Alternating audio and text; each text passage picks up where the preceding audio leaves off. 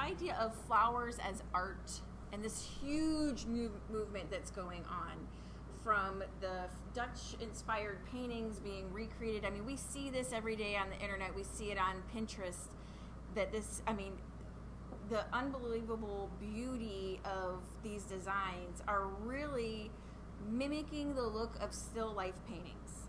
And there is a reason why the greats painted flowers. It's because they are so inspiring. They have so much color hues and gradations and just texture and large blooms, small blooms, just too much to take in. But this piece is kind of inspired by that idea tonight too, where we create this flow and movement in a piece that's very artistic. So now we're going to prep our vase, which is what you would do at any time when you're doing an arrangement. You've got your flowers, you've brought them home, or you have them on your table ready to go. We are going to prep our vase. Some really fun ideas of how to take a plain cylinder and jazz it up. So what we're doing this evening is this look of adding the birch. This is actually really fun. This is real birch that has been stripped off of a tree. I don't know how they do it because it's such a beautiful exact piece. But if you look at the back, that's not like different. It's not like, they put just the bark on the front and added wood in the back. It's still the whole tree. So these are this fun elements. Gosh, there's just so many things to choose from these days. But to jazz this up in other ways, just to give you a little added bonus, is any kind of long leaf. Sometimes you'll have grasses you can use. This is flax. And it's a little too difficult to use. It's kind of like asparagus. You kind of have to cut that piece. But this is not going to hurt the life of the flowers by having a leaf inside it. So if you would think, that whole idea that greens inside your vase is going to create algae and therefore, kind of kill the flowers. That's not the case with a leaf. But to do something like this where, again, you're covering your stems just to make a little more unique design.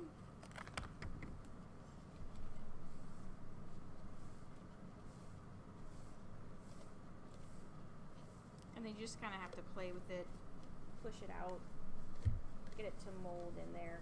And I think it's kind of fun that it can have holes in it, and not be perfect, almost look like it's swirled. But a totally different take on this idea. We're going to make a grid on the top of our vase tonight, because when you're dealing with a vase that's this wide, you need something called an armature. And an armature is something that keep your stems where you want them to go without having to fill this vase with so many stems. Can you imagine if you had one side by side by side by side, how many flowers you'd have to have in here in order to make them all stay where you wanted them to be. So we're going to use, this is a trick in floral design when you're using a wider vessel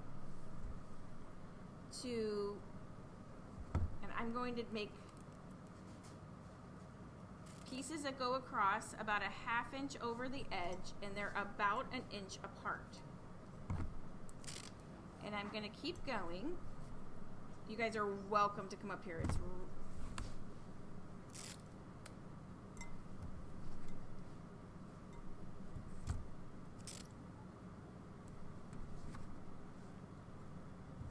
And then we're going to go the other direction.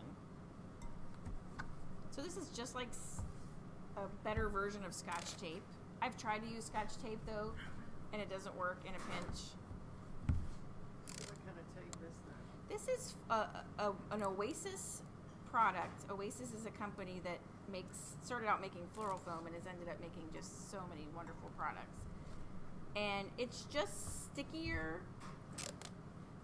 and it's less susceptible to water. Now, it's not like if I were to get this vase wet and then try to do that, it would not stick. But it's a little better than the average kind of just clear tape.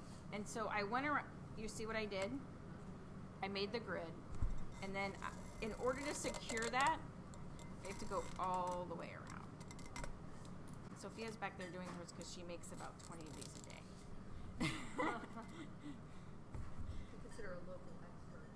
So the cool thing about this is that when we're done with our design, because it's clear and your flowers are going to kind of fall over the edges, you're not going to see the mechanics of this. So covering your mechanics for real professional looking floral design is important. Okay, so we had to do that first this time because you imagine if we added our piece of birch, we wouldn't have been able to get our tape on there. So the next step, and you may need to partner with somebody holding, because this is a real piece of birch, you're going to bend it around and really work it. And then we're going to give you a piece of twine. All right, Katie, I need you. Katie's going to hold this. I am going to double mine for strength. How are we going to do this? Just like that.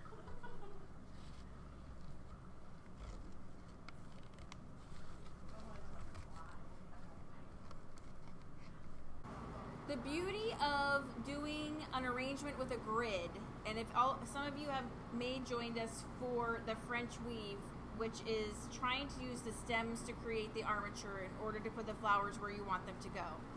This does the job for you, so you have a lot more flexibility. Like if I want to use a flower, I have pretty much the ability to put it wherever I want.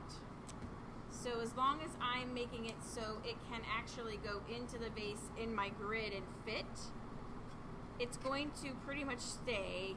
Now you have to put enough stems in here to get things going. So I'm going to start just letting those guys, and the great thing is you see how it's just kind of staying now with my greens where I want it to. And I didn't even, I mean, if I had to put the amount of flowers in there that was going to keep that there instead of the tape.